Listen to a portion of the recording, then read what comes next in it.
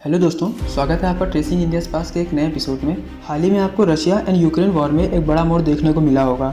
असल में वो वैगनर ग्रुप जिसको पुतिन ने खुद खड़ा किया था, आज वो वैगनर ग्रुप पुतिन के खिलाफ खड़ा था। ये बात है 2014 की, जब रशिया ने एक प्राइवेट आर्मी बनाने का डिसीजन लिया था और इसका नाम वैगनर ग्रुप रखा। शुरुआत में वैगनर ग्रुप में 250 से 300 सोल्जर हुआ करते थे और ये सीक्रेटली काम किया करते थे।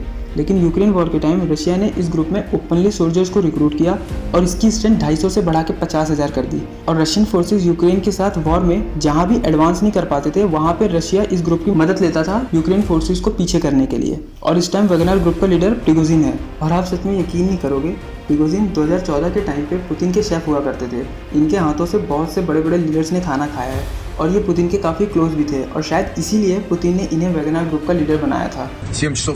Yevgeny Viktorovich Prigozhin is a man unafraid of challenging Russia's leaders, especially after being close comrades with a then fresh-faced President Vladimir Putin 2 decades ago.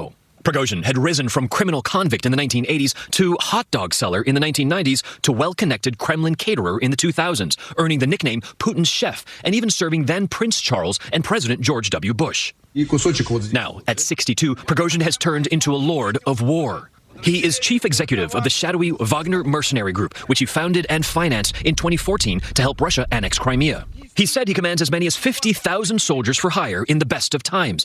हाल ही में जब प्रिगोजिन अपने ग्रुप के साथ यूक्रेन में वॉर लड़ रहे थे, तब प्रिगोजिन की एक वीडियो भी वायरल हुई थी जिसमें प्रिगोजिन रशियन अथॉरिटीज को हड़काते हुए दिख रहे थे। वो कह रहे थे कि रशियन अथॉरिटीज घरों में बैठी है और मैं वैगनर ग्रुप के साथ बॉर्डर में वॉर लड़ रहा हूँ। और सिर्फ इतना ही नहीं, इन्होंने ये भी क्लेम किया था कि यूक्रेन के खिलाफ लड़ते टाइम रशियन मिलिट्री ने इनके ऊपर फायरिंग कर दी और इन्हें मारने की कोशिश भी की।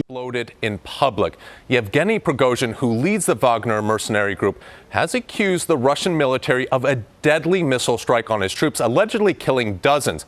In an audio message on social media, he's vowed to march for justice.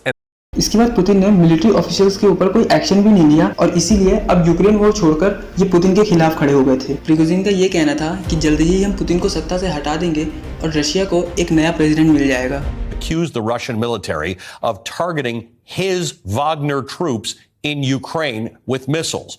Prigozhin has become increasingly vocal in his criticism of Russia's military leadership. The White House says it's monitoring the situation very closely, but is alarmed at potential tension in this nuclear-armed country. लेकिन हो सकता है कि आप सोच रहे हो कि ये सारी सिचुएशन इतनी बड़ी भी नहीं है, क्योंकि पुतिन के पास तो रशिया की पूरी आर्मी है, तो ये पुतिन का क्या बिगाड़ पाएगा।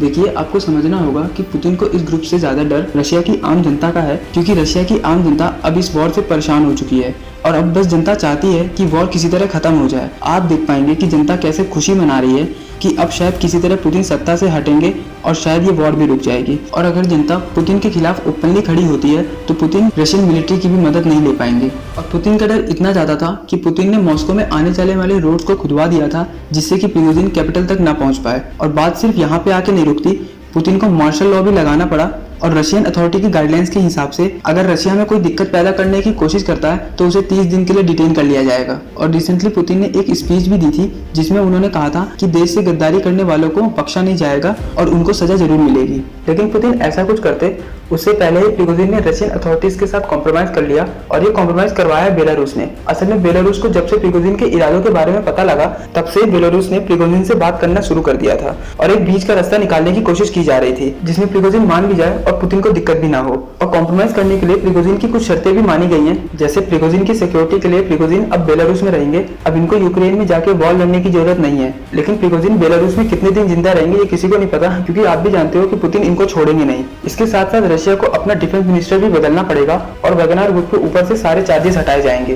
प्रिगोजिन का कहना था कि मैं कॉम्प्रोमाइज इसलिए कर रहा हूं क्योंकि मैं ब्लडशेड नहीं चाहता, जबकि रशिया की तरफ आते हुए प्रिगोजिन ने कई हेलीकॉप्टर्स को शूट डाउन भी किया था और शायद प्रिगोजिन को ये यकीन हो गया था कि मॉस्को को कब्जाना इतना आसान नहीं है। तो अभी के लिए पुतिन बिल्कुल सेफ है और रशिया में कोई ब्लडशेड नहीं हुआ। लेकिन आप खुद सोचिए, अगर ऐसा सच में हो जाता कि पुतिन को सत्ता से हटा के प्रिगोजिन खुद पुतिन की जगह ले लेते तो क्या होता। देखिए, ये कहीं से भी वर्ल्ड पीस के लिए सही नहीं था, क्योंकि रशिया जैसे न्यूक्लियर आर्म कंट्री का नेतृत्व एक ऐसा लीडर कर रहा होता जिसे बिल्कुल भी एक्सपीरियंस नहीं है। और आज भले ही यूएसए और नेटो खुश हैं कि उनका राइवल देश एक सिविल वॉर की चौखट पे खड़ा है, लेकिन कहीं ना कहीं अगर इन एक्सपीरियंस लीडर रशिया की कमान संभालता है तो अमेरिका को सबसे ज्यादा दिक्कतों का सामना करना पड़ेगा। और इंडिया की बात करें तो इंडिया के लिए यह चिंता का विषय होगा, क्योंकि रशिया इंडिया का मेजर डिफेंस पार्टनर है। लेकिन अभी के लिए तो सब कुछ ठीक है, रशिया अभी भी पुतिन के हाथों में है और प्रिगोजिन का आगे क्या होगा, वो बेलारूस में कितने दिन सुरक्षित रहेंगे, वो किसी को नहीं पता। तो ये था आज का वीडियो कैसा लगा कमेंट में जरूर बताइएगा और न्यू इन्फॉर्मेशन के लिए सब्सक्राइब करें ट्रेसिंग इंडिया पास्ट को। और अब हम मिलेंगे नए एपिसोड में, तब तक के लिए नमस्कार।